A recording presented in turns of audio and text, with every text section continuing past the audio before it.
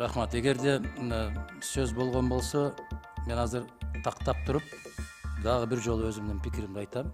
Могул жерде кесиптештер айткан маселени 50-50. Бирөөлөр айтат, абдан кылдат окуп чыктым дейт. Кылдат окуп чыккан киши эч качан буга макул болбойт. Бул бир. Экинчи жагы, бизде бир кемчилик бар. Мыйзамды кабыл алып атканда бир кишинин сүрөтүн көрүп туруп алабыз да биз. Ушул киши сунуштап атат, ушул киши иштейт экен. Жок. Келет кетет кишилер. Бүгүн мыкты иштерди жасап атат деп мактап аткан кишиңер эртең жок. А мыйзам ондогон жылдар бою калат. Кеп мыйзамда, кеп адамда эмес. Ошон үчүн ким кандай иштерди жасап аткандыгы жөнүндө мыйзамды талкуулап атканда баа берип, жасакерлердин önүн токтотушубуз керек. Мыкты иштеп аткан жигиттер, кыздар бүгүн кетип калат. Мен айтканымдын себеби биринчи конституция өзгөргөндөн кийин бүтүндөй концепция өзгөргөн.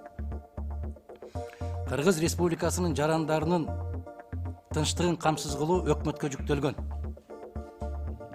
Баштагы конституция боюнча. Аны дагы мен эмес өзүңөр кабыл алгансыңар. Урматтуу өкмөт деп аткандар. А кийин азыр өкмөт деген түшүнүк жок болду. А могул жерде жок дегенди, урматтуу кесиптештер. Корутундусунда карабайсыңарбы? Мыйзам долбоорунун демилгесинин субъекти Кыргыз Республикасынын өкмөтү деп турат. Жок киши сунуш кылды муну. Биз ушуларды кепилдик алабыз, мойнубузга алабыз деген кишилер бар эле. Алар жок азыр. Бирок өкмөтү деген жазуу турат. Мен Рустам Алайбек уулу, сиздин кесипкөйлүгүңүздө эч кандай шегим жок.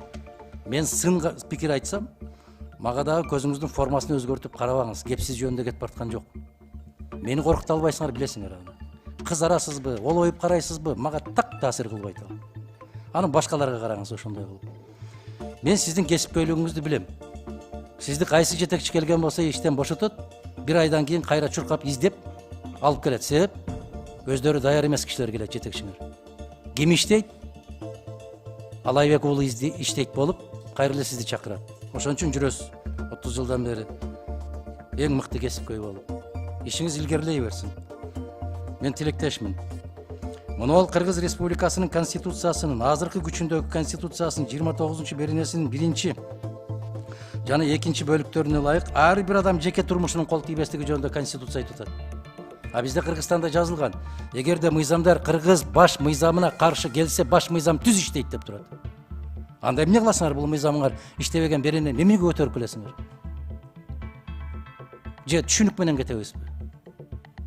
А сиздердин мыйзамыңыздардын долбоорунда жазылып турат.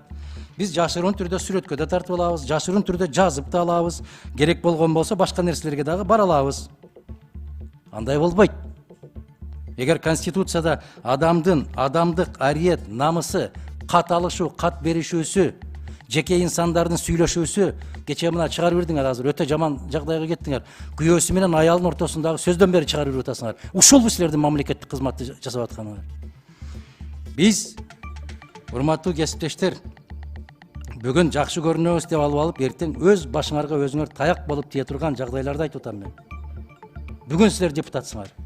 Эртең кимсиңер? Көчөдө эч ким тааныбаган, салам бербеген бир жаранга айланабыз баарыбыз. А ушул мыйзам биздин үстүбүздөн иштейт. Балдардын үстүнөн иштейт. Кыргыз жарандарынын элдин үстүнөн иштейт ушул. Экинчи маселеси, эң коркунучтуу маселе. Мына жерде ушул бөлүм башчысы ким экен, мен тааныбайт экенмин, Карабекова деген айым жазыптыр. Ушул Карабекованын чыгарган тыянагынын натыйжасында эле өзүңөр эле уялып туруп, кайрадан артка чакырып алсаңар болмок. Уялышыңар керек эле. Ушул тыянактарды чыгаргандан кийин болгондо дагы мына конституциянын мына караңызчы 115-беренеси боюнча кетип бартат. 3-бөлүгү боюнча. Бул деген бир полицейский мамлекетке айландырып барасыңар деген сөз болуп атат, коркунуч. Рустам мырза, бүгүн сиз иштейсиз, эртең башка киши келет.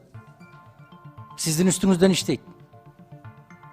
Ошондуктан Жанар мырза, мен сунушумду момундай деп айтам. Концепциясы башкасы боюнча мейли биздин айтылган сын пикирлер менен Кыргыз Республикасынын жогорку кеңешине киргизилсин, бирок киргизилген менен комитет ушундай сунуш беришибиз керек.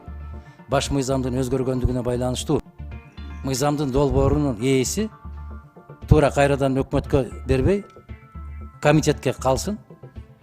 Мыйзам долбоору комитеттин карамагында калып, экинчи окууга комитет даярдаш керек муну. Жалпы жарандык коом менен бирге. Мына ошондо менимче максатка ылайык болот. Эгер биз артка кайтарып жиберген болсок, 6 ай деп атасыңар, 3,5 жыл иштебеген мыйзам менен иштешип аткандан кийин 6 айда бирдеме болуп кетмек беле. Бирок көпчүлүк айтып аткандан кийин макул, токтотолу. Биринчи окуудан деле кабыл албай, жалпы концепциясынын негизинен кабыл алып туруп, калган мыйзамдын бүтүндөй долбоорлорун комитетке тапшырыңыз. Өзүңүздүн биз парламенттен сураналы. Мыйзамдын ээси комитет болуп калсын дагы, анан көп тараптуу комиссиянын негизинде кайрадан иштелип чыксын деген чечим кабыл алсак, менимче максатка ылайык болот. Рахмат.